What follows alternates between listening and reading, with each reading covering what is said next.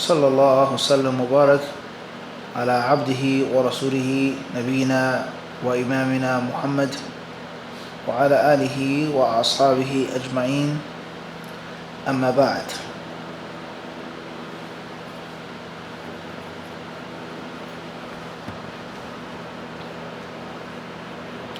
We get started bi'idhnillahi ta'ala. We're finishing up, mopping up some of the other questions that we may have had from the other night in which there wasn't enough time. Bi'idhnillahi ta'ala.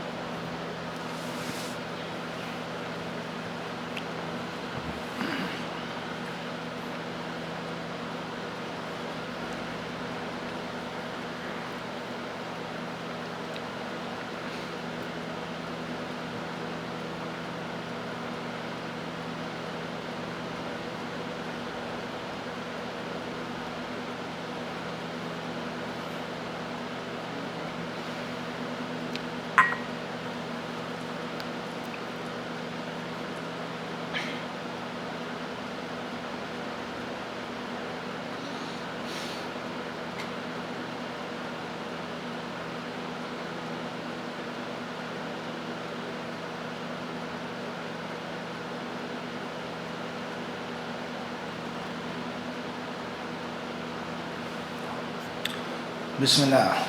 Question says, Assalamu alaikum wa rahmatullahi wa barakatuh. Sheikh, a sister sent this question and asked that you do answer it during a Q&A session. And she's upset behind the dream. Please see below.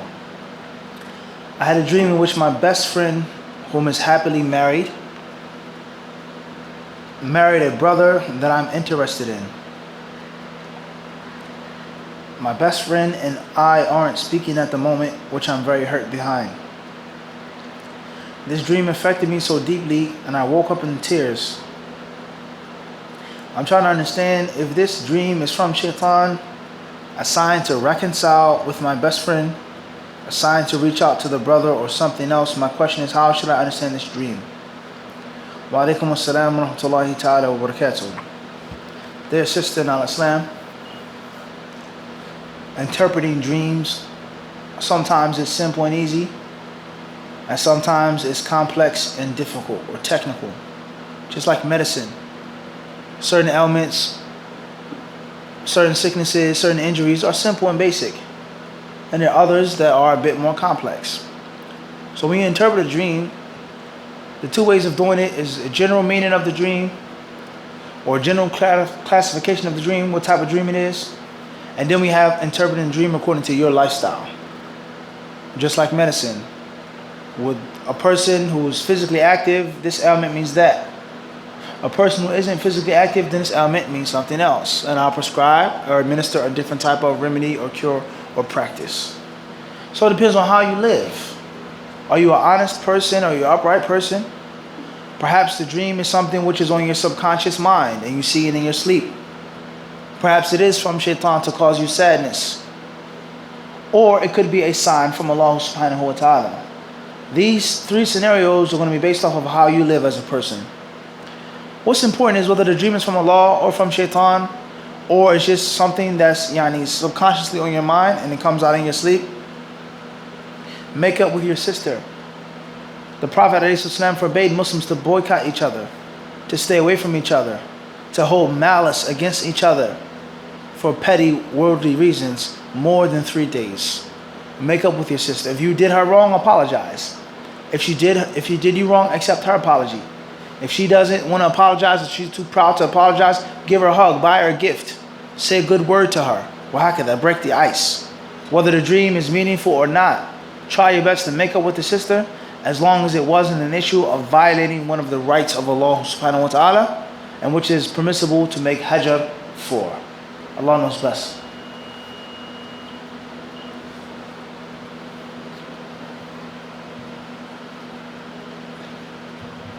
MH, South London, UK.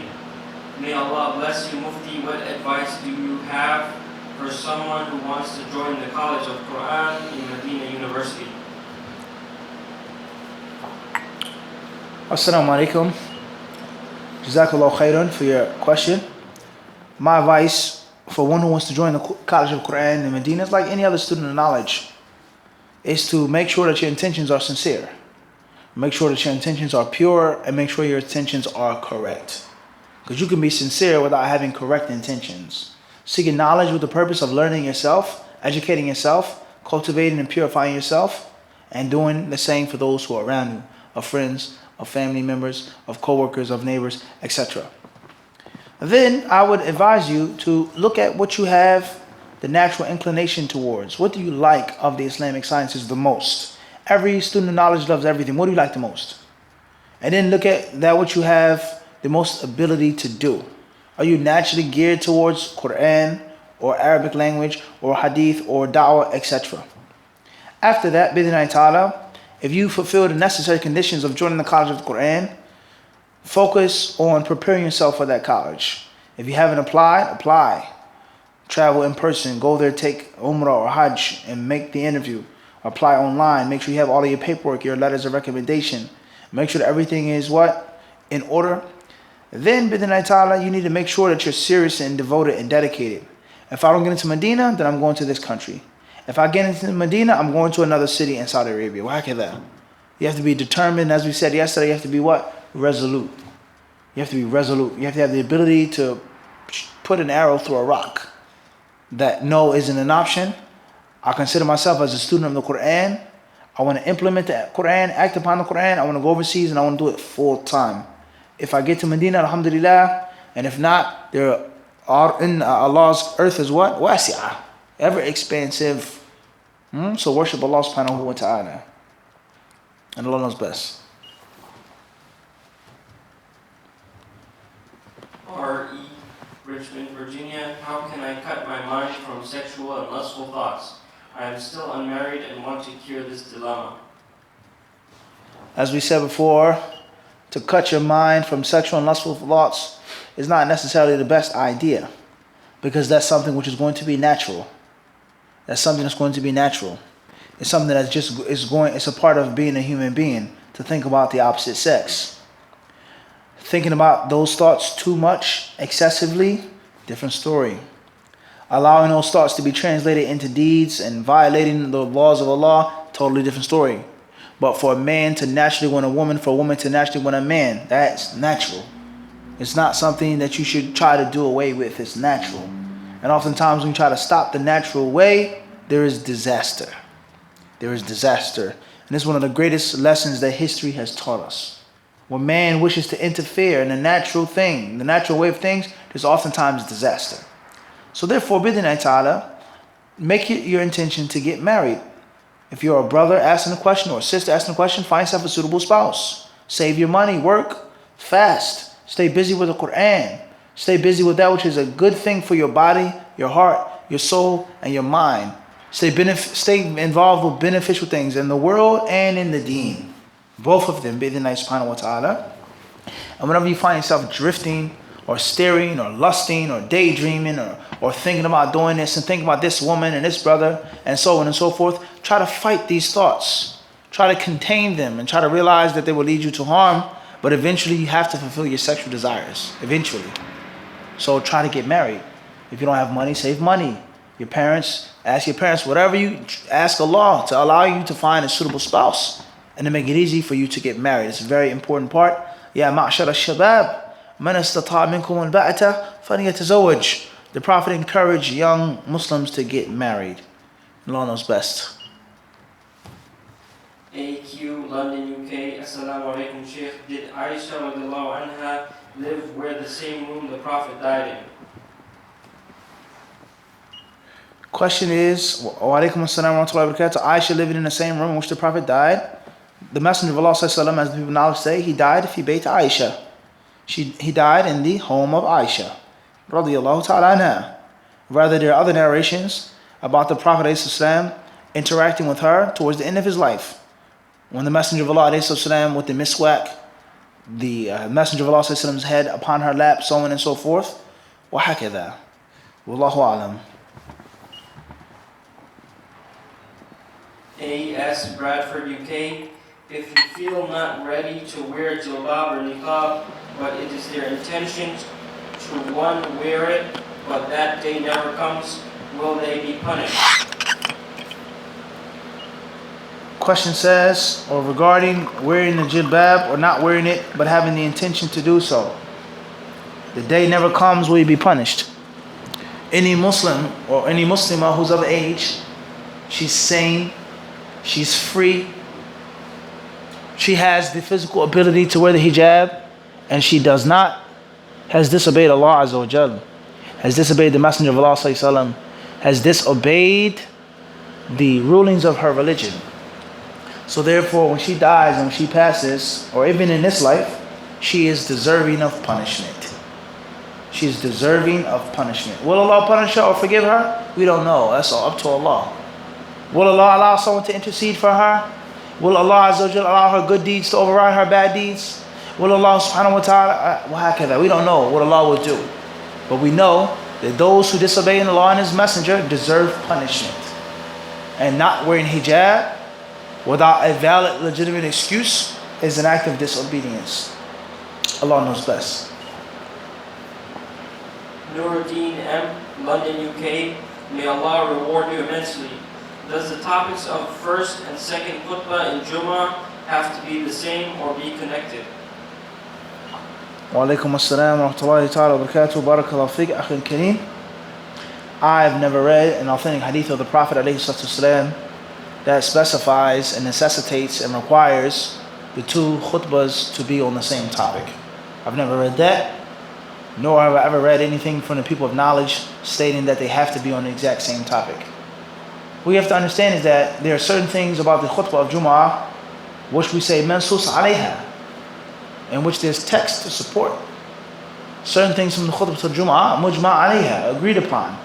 And there are other things in which there's no text to directly say this lane, you have to go, it's open. As long as it doesn't go against the general rules of the Sharia. How you can speak, how long the khutbah is, how short it is, can you rhyme, can you talk about this, can you mention a story, so on and so forth, kada, kada, kada. Does it have to be in Arabic? If there's no authentic proof necessitating or requiring any of these things, then it's open for the taste of the khatib, the need of the people, the time, the era, the situation, and the list goes on. And Allah knows best. What's important is giving the khutbah is a skill, and the more knowledge, the more experience, the more wisdom, and the more interaction that the khatib has with the people, by Allah's permission, he'll have a better chance of delivering a better sermon. Whether the two khutbahs are in sync, or whether it's two totally different topics. Wallahu a'lam. Ahmed? Is it what? Question says, is it the sunnah to make dua between the two khutbahs? A specific text from the Prophet ﷺ in which you should make dua or raise your hands when the imam is sitting down is something that I've never read. I've never read anything like that. A specific text that states it's recommended and from the deen to do that. If you did it once, is it from Sa'at al-Ijaba, the hour in which the Jumu'ah is being, in which the dua is answered, etc.? Perhaps. But a specific text stating to do it every week, raise your hands between, something I haven't read. Something I've never come across in the speech of the people of knowledge. Wallahu a'lam. MH, South London, UK. Are all of the innovator's deeds rejected, or just the ones he innovates in? No, all of his deeds are not necessarily rejected. We have to understand something about bid'ah and about al-mubtadi'ah. Bid'ah is a sin. It's an act of disobedience to Allah and to His Rasul. Allah and His Messenger have prohibited bid'ah, just like they have prohibited any other act of mutiny, disobedience against Allah and His Messenger. So if a person makes a sin, they're disobedient to Allah subhanahu wa ta'ala, it doesn't mean that the other deeds are null and void. And the only one whose deeds are null and void are those who make ridda, apostasy. So if the bid'ah takes you outside of the deen, different story. But as long as you're in the circle of the deen, La ilaha illallah Muhammad Rasulullah, Ahlul Qibla, Ahlul Tawheed, your sins do not necessarily wipe out and take away your good deeds. But on the contrary, one's good deeds could do the opposite with the bad deeds, as it's mentioned in the text of the kitab and in the sunnah. So with that being said, a person who does a deed, man amila amalan laysa alayhi amruna, it's not in accordance with the Sharia, no doubt, it's rejected. But that does not mean that the rest of the deeds will be rejected as well. And the narrations that talk about Allah Azza wa Jalla not accepting the tawbah of the mubtadi' or the deeds of the mubtadi', or some of the Salaf said, is not necessarily, these narrations aren't absolute. A narrator or a person who's a mubtadi', who's evil, calling the people to misguidance, yasud an sabilillah, that's one thing. But somebody just makes a bid'ah, it's not according to the conditions of the deeds being accepted. It doesn't mean that the rest of his deeds are what? Rejected. Just like if you make a tayyib, khayr, that's sufficient. Bismillah. R.E. Richmond, Virginia. I make mistakes when doing hifz of the Quran and it demotivates me. What can I do to stay positive? To realize that you're a human being. And the greatest master of knowledge was once a beginner. Now, you see the geese migrating to the south, up north, in formation, following the leader. They soar and float through the sky. They fly effortlessly, beautifully. Those geese were once little small, fuzzy, bushy birds that were waddling around looking for something to eat. And now what do? They soar. So just think about the greatest Quran reciter. The most talented Quran reciter was once a bushy chick, was once a beginner that stumbled, that made mistakes, was hit by his teacher with a stick. Wahakadha. So practice makes perfect. You need the slow passage of time. Don't rush, don't be hasty. Maybe you need to refine your techniques. You're not doing it properly, you're not memorizing it properly. Maybe you need a better teacher. Maybe you need to challenge yourself more. Maybe you're taking on too much. There's several different possibilities. What's important is you don't notice if you're in a rush or if you're hasty. And everyone makes mistakes. The most accurate person misses once in a while. Don't focus on the negativity. Focus on the positivity. Don't become discouraged. That's the shaitan. He doesn't want you to memorize. He don't want you to learn the words of Allah. So every time you feel discouraged, allow that discouragement to lead you into the positive direction. And use that raw energy to do better. I gotta do better. It's too embarrassing. It's too shameful. It's difficult. I can't take this anymore. Allow that to what? Lead you into the direction of what you're supposed to be doing. Seek help in Allah subhanahu wa ta'ala and make sure that you're memorizing and studying the Quran in the proper way, with the proper instruction. Wallahu alam. A. Santa Rosa, California. Is it okay to sing at a wedding? A woman singing and the lyrics of the song are positive. They're not pertaining to ardent passion and love, which is extreme, kufr and shirk, things like this. No men hear her voice, in which is a fitna. She's singing in a melodious, rhythmic tone, etc. Then there's nothing wrong with that, because singing is nothing more than raising your voice with poetry. As the ulama of Islam, they say, al-ghina raf'u as-sawt bish-shi'r, is to raise one's voice with saying poetry. And we all know that poetry in Islam is permissible. As far as a man singing, different scenario. A woman singing in front of men, different scenario. A woman singing and the lyrics are foul and dirty, the lyrics involve kufr and shirk, that's a different story. Allah knows best. MH, South London, UK. Does taking certain types of medicine and illnesses remove one from the category of those 70,000 who will enter Jannah without hisab? If so, which are they? No, not at all. The hadith says, La yastarqun. They don't ask people for ruqya. You getting medicine doesn't mean that you ask someone for ruqya. You go to the store, you buy medicine. You go to the herbalist or herbologist, the herb master, and you buy herbs to heal yourself. You have money, you're paying, you're not asking or begging for anything. But you go to someone for ruqya, it's a different story. He may say yes, he may say no. I go to the pharmacy, I pick up what I want, I buy what I want.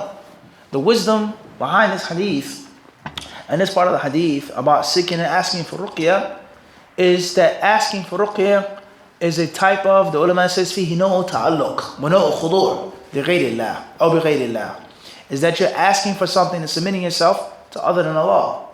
You're connecting and attaching yourself to other than Allah. So that's with regards to asking someone for ruqya, which they should do as a favor. A person may say yes, may say no. A person may think, oh, the Ruptia really helped me out. He's a master Raqi. He's really good. It cured me. It took the jinn out of my body, so on and so forth. And you may become attached to that person. Even if it isn't to the level of shirk and kufr. You go in the store, you buy something, you take medicine, it doesn't necessarily what? Mean or necessitate that. Wallahu alam. MH, South London, UK. How to combine between helping family and friends to strengthen their connection with Allah whilst not neglecting trying to strengthen one's own connection with Allah. You helping someone out is a means of you helping yourself out. Helping someone is a means of you helping yourself out. You learn, you practice by teaching others, by helping others. You helping out your family, that is you helping out yourself. That is cooperating upon righteousness and piety. That's you saving yourself and saving your family. That is وَأَنذِرْ عَشِيرَةَ. Allah says, and warn your ashira, the closest of your kin. You're implementing the Quran by helping other people. So don't ever forget that. You kill two birds with one stone. You have to know what you're talking about to teach someone. You have to be practicing it yourself, not to be a hypocrite to call someone. So by you calling and teaching and helping, that in itself is a major way of you helping yourself. Gaining more knowledge, more experience, and more practice, and humbling yourself. Somebody rejects you. Someone laughs at you or makes fun of you, or whatever the case may be. Someone is stubborn. You have to be patient with that person. And you forcing yourself to be patient about someone who's slow or stubborn as a means of tazkiyah, as a means of cleansing yourself. Okay? So there is no contradiction between the two. The only problem is helping someone at the expense of you totally neglecting your own soul. But obviously that's oftentimes very difficult to even think about, because if I'm teaching someone, that's a means of good deeds. That's a means of you helping yourself out. But you don't know yourself. You haven't made hajj yourself. You haven't done the necessary things yourself. And you spend all of your time and energy on someone else, then that's problematic. Wallahu alam. QW, Bristol, UK. Assalamu alaikum, ya Sheikh. When is the best time to give the mahr? Before, after, or during the course of the marriage? May Allah have mercy on your parents. Wa alaikum assalam wa rahmatullahi wa barakatuh. Barakallahu feek. The mahr is the right of the woman. It's her right. So whenever she wants it, whenever she asks for it, you give it to her. You've agreed with her family, her wali, on how much she wants, and you give it to her, bid'nillahi ta'ala. What's important is that once the woman receives the mahr, then there are all different types of rulings that now take place. Certain things that take place with regards to consummation, divorce, returning the mahr, etc. What's important is you agree to get married. When it's time to actually do the aqd, you give the mahr up front. You give the mahr when you go to see her, consummate the marriage, whatever you guys can agree upon. Bid'nillahi subhanahu wa ta'ala. AA, Fagersta, Sweden. Assalamu alaikum wa rahmatullahi wa barakatuh. Ustad, when does a day start according to Islam? At Maghrib, Isha, midnight, etc. Barakallahu feek. Wa alaikum assalam wa rahmatullahi wa barakatuh. Jazakallahu khairan. In Islam, the day starts at the time of Fajr. When it's time for the adhan of Salat al-Fajr. As soon as that time comes, the day has begun. And the day has ended at the setting of the sun. When it's time for Salat al-Maghrib. Wallahu a'lam. HO, Slow, UK. Someone I know has been afflicted with magic. She's been steadfast upon the deen for a few years now, alhamdulillah. Before the sihr was just affecting her health a little, but not her deen. Recently, she began doing ruqya upon herself, and since then, she's been having waswas and has been falling into a number of sins. I would say maybe the sister needs to see, as we said last week, professional help. And what's meant by professional help means professional Islamic help. Look at it once more like medicine. When people get sick, You get a cough, you get a scratch, you get a bruise, you get a rash, you get a cut. You go to your smartphone and you start typing in Google. And before you can finish the sentence, the autofill or autocorrect already has the rest of the sentence. How deep does your cut have to be to get stitches? How do you know if you have this disease? What are the signs of that disease? How to get rid of a cough? What happens if kether? What happens if kether? And you'd be shocked at the things that you type in Google. I left food out. How long does it have to be out before it spoils? You'll find that the situation that you're going through, 50 other people in the world have went through already. So certain things that you can figure out and find out. Home remedies. You can fix up your house. Home improvement. You don't need to pay a professional. You don't need to pay someone that's going to charge you a great deal of money. You can do it yourself. It's quite simple. But there are certain things that need to be done by a professional, a specialist. And a professional and a specialist doesn't just mean someone knows, but it means someone has more experience than you. Someone can see past that what you think that you can see towards or see in or at. So professional help means someone who is a scholar of the Quran, of the Aqidah, and of Sihr. Someone that will talk and diagnose you specifically. You may think that you only have this, but you may also have that. So you need to seek professional help, bi'idhnillahi subhanahu wa ta'ala. Someone that's qualified to deal with these issues, and it may be beyond your reach of doing yourself. There's certain things you can do to help the doctor out. You can eat well, you can go to sleep, you can jog, but you still have to go and check with the doctor once a week. So that's what I think you should do, and Allah knows best. May Allah help and heal all of the Muslims afflicted with these issues. Ameen. MH, South London, UK.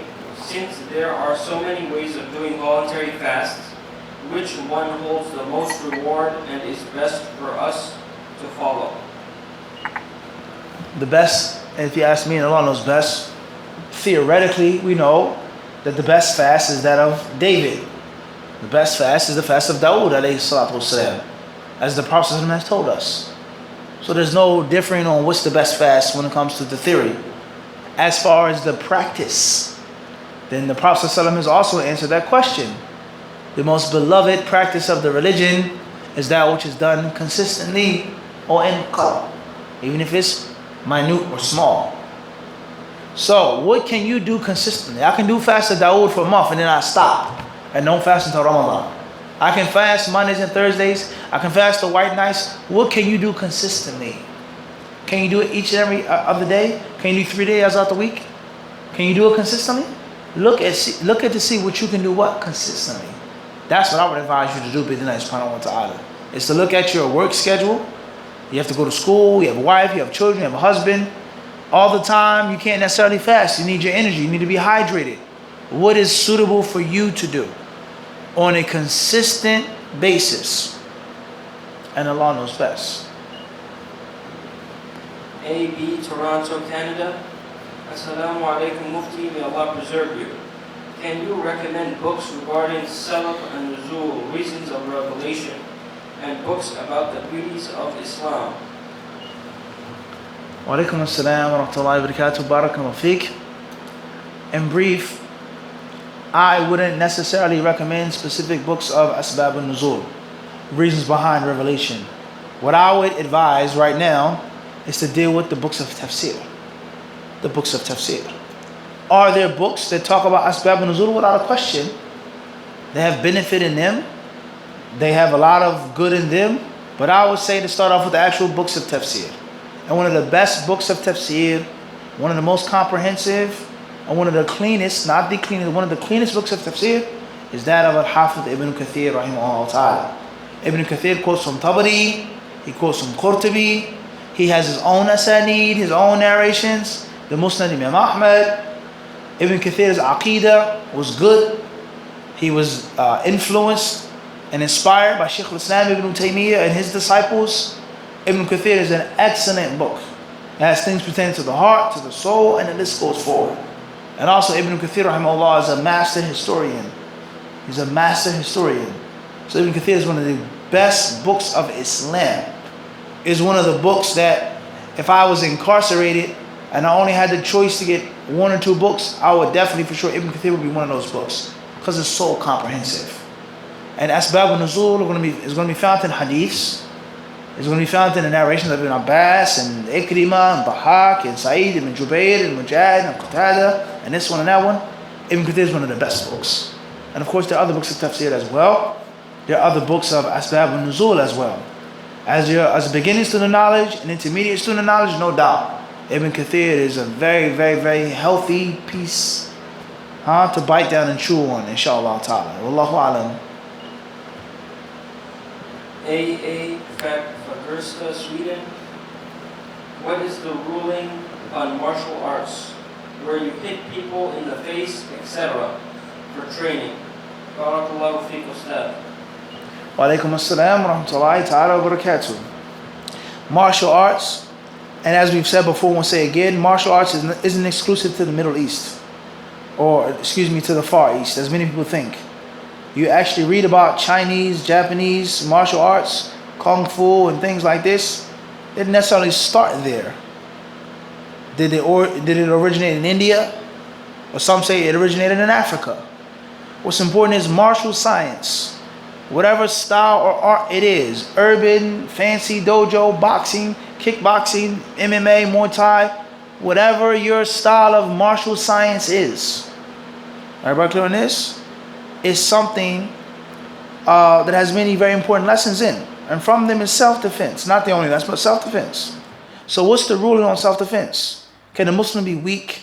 Can a Muslim just walk around and just be victimized and picked off? Is that befitting of the honor of the Muslim? If it isn't, then the Muslim has to learn some type of martial art. Doesn't have to have on a gi and this, don't have to Japanese and this, some type of martial science. Basics of defending yourself, protecting your honor, and protecting the things that Allah Azza wa Jalla has allowed you to protect. So with that being said, learning how to defend yourself is a type of necessity. So if it's a necessity, there's certain things which normally would be haram or disliked, could perhaps or sometimes be permissible, such as going to the doctors. I have a problem with my groin. I have a cut on my groin. It's my aura, but I'm bleeding. I have to go to a male doctor or even a female doctor and expose my aura, and if not, I may die. It's a necessity. So the necessity now allows things that are haram or disliked to be permissible, according to the necessity. So, if you can protect your face, your nose, your head, in which there's headgear, there's protective footgear, padding, things like this, alhamdulillah. And if there is a time in which a person is learning a high level of martial arts, and they're advancing, and they have to learn certain things to protect Muslims, to help themselves. And they have to know what it feels like to get hit. And it's deeper than just getting hit in the face, brothers and sisters. It's much more than just getting hit in the face. You may twist a Muslim's wrist, which may cause much more pain and agony than hitting them in the face. And we have text about hitting in the face, which is haram. But it's also haram to harm a Muslim, to hurt a Muslim. So he may do something with his finger or his leg or his throat, which may cause more pain than that. But if there's a necessity, like going to the doctor, if it's a necessity, something which the Muslims need tough guys. There's no question about that. The Muslims need security. The Muslims need people that can fight, that can stand up, that can defend their honor. وَلِلَّهِ الْعِزَّةُ وَلِرَسُولِهِ وَلِلْمُؤْمِنِينَ. Muslims are not supposed to be weak and inferior and feeble. Everybody understand this? So certain things are a necessity.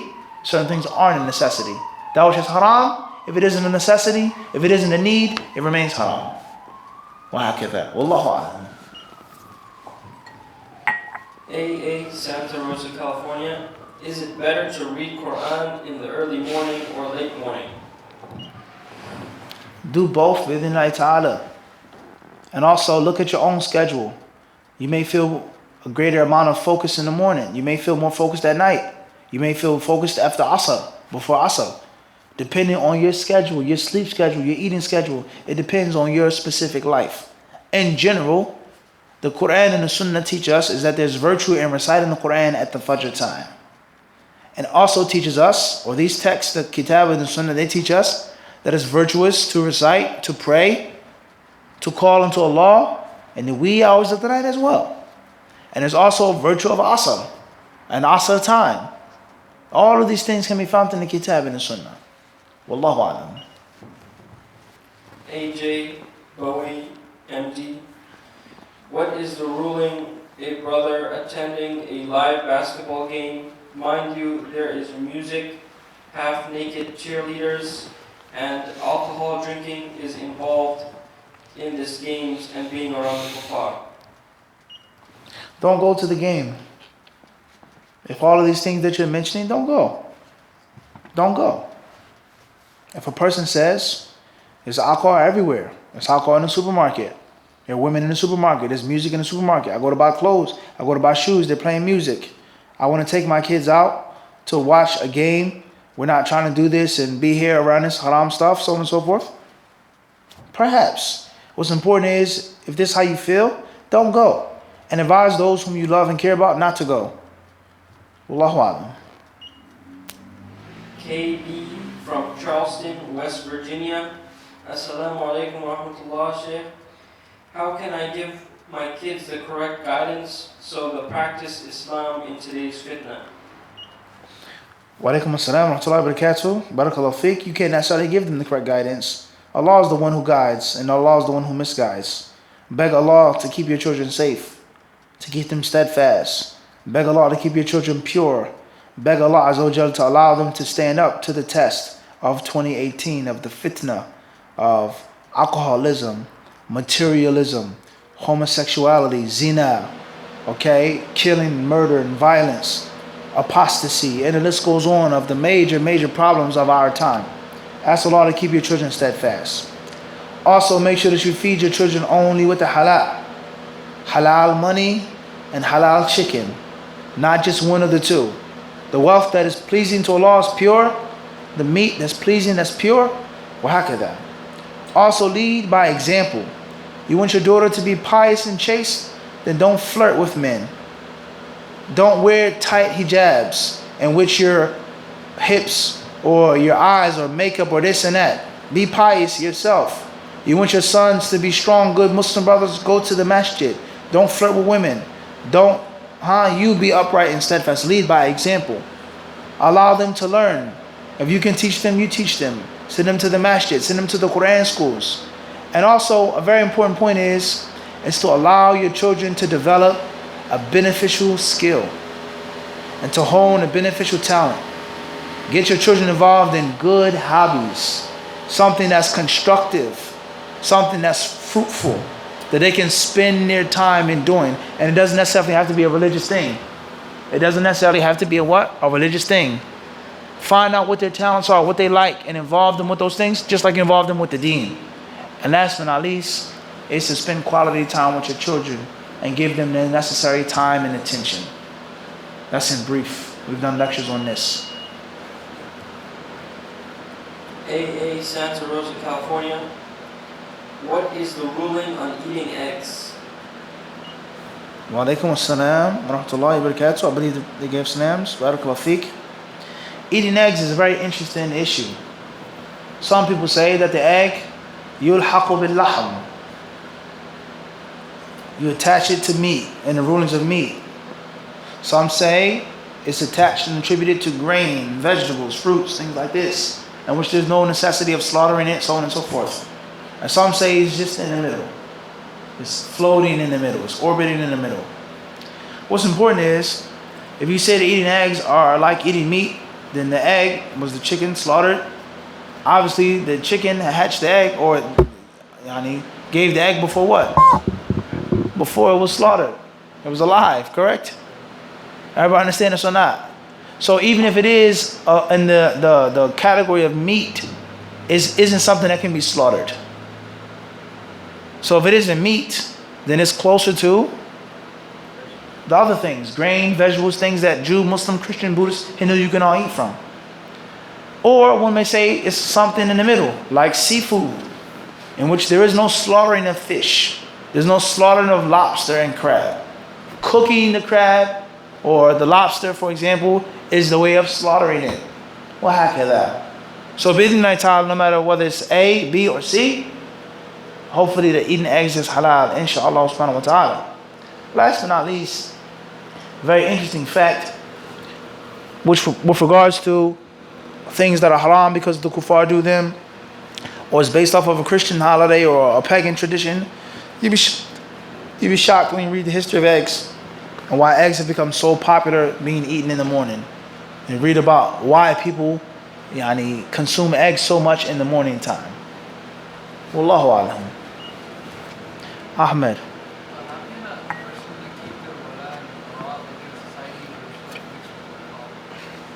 How can a person keep their wala and bara in a society mixed with the kuffar? Very simple. You are a Muslim. That's how you identify yourself. That's how you dress. That's how you behave. Most importantly, in your dress. That's how you conduct and carry yourself. Speaking to your neighbors, being friendly with your neighbors, helping out your neighbors, being a good community member, shoveling the sidewalk, reporting some type of crime or something, that best. Now, the whole concept of living in a society in which the kuffar, the majority, and the Muslims minority, that in itself is extremely problematic. Is it even from the Sharia for a Muslim to remain among the kuffar and to live with the kuffar? And when he's sick, he's healed by the kuffar. When he's hungry, he buys food from the kuffar. How can it be realistically, practically possible for you to say there's true wala and bara and hatred and jihad and this and that, so on and so forth? Oftentimes that's out of your control. Because if you don't live in America, or you don't live in the UK or Canada, or whatever, where are you going to go? Let's a person says, my family comes from India. I don't want to be with the kuffar in America. Okay, can you go back to India? Is India a Muslim country? Is it an Islamic country? Will they allow? You understand? Sometimes you have no choice. فَاتَّقُوا اللَّهَ مَا اسْتَطَعْتُمْ. We don't want to get into no deep issues, no controversial issues, this and that, the Middle East. But just look at the world today, unfortunately. Look at the countries that are supposed to be Muslim countries, Islamic countries. Look at them. It's unfortunate. Fear Allah to the best of your ability. Make the best out of the situation that you can. Try to stay as closely organic to the kitab and sunnah as you possibly can with regards to al-wala wal-bara. And there are limits. Who your children play with, where they go to school. There are limits, yes. But Allah Azza wa Jal, He put you in a situation to test you. Wallahu alam.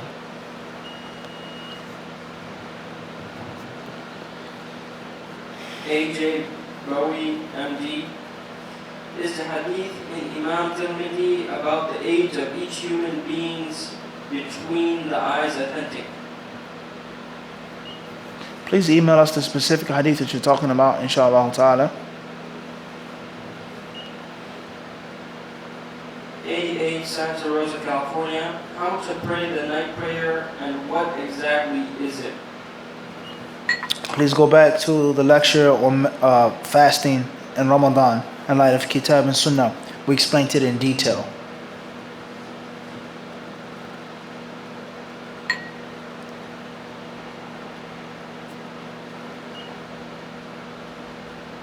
TM, Ontario, Canada. Assalamu alaikum, Sheikh. May Allah bless you. What can I do to add barakah into my day? If one procrastinates, does this mean they are not dedicated to their studies? Bi'idhnillahi ta'ala, barakah added to your day starts off with how you start off your day.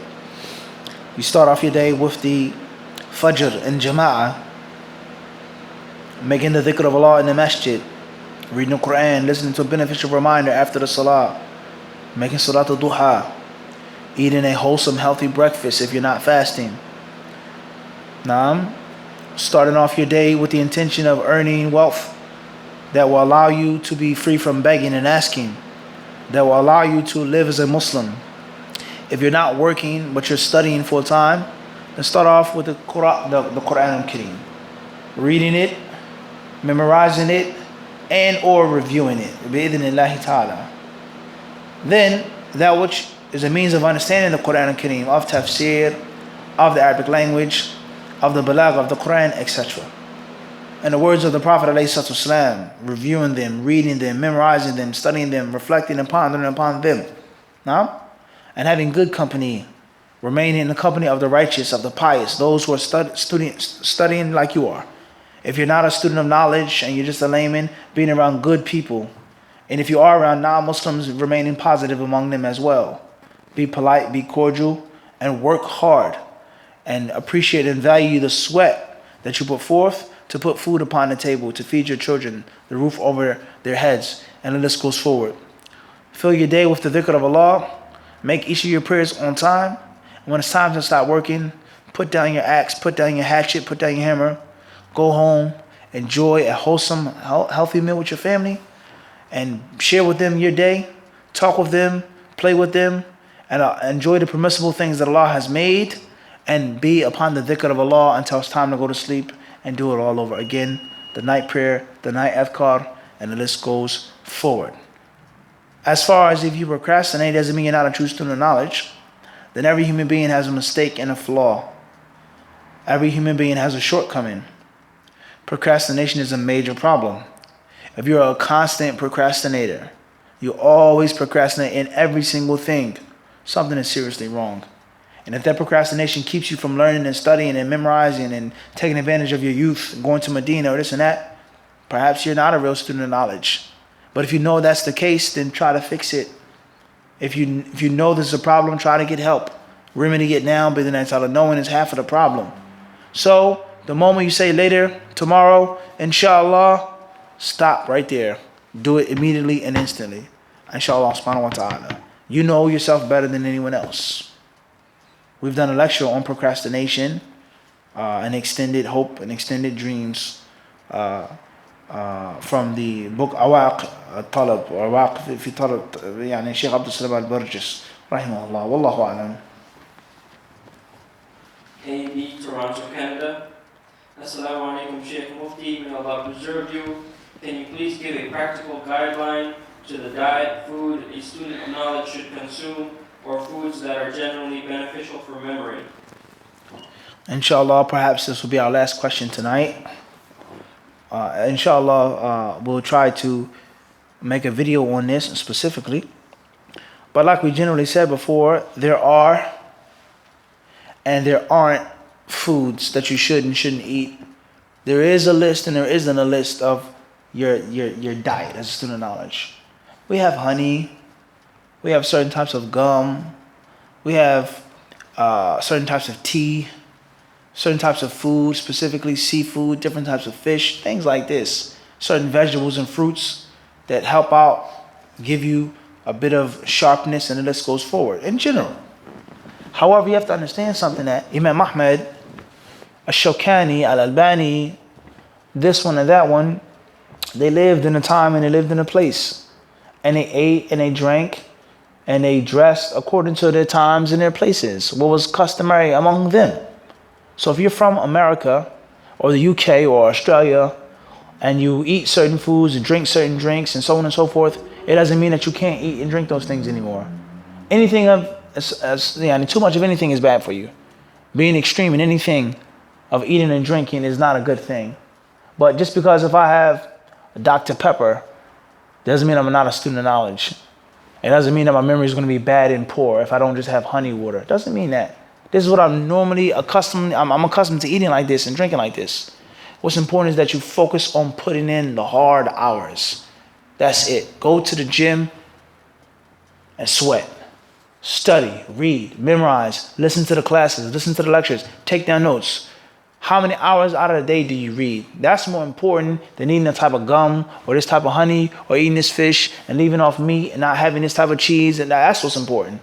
If you read a book for 10 hours a day, or you read books for 8 hours out the day, 12 hours out the day, that's better than the person who studies here and there and he takes this type of super honey and he eats this type of super gum and he doesn't eat this type of meat and he eats this type of vegetable.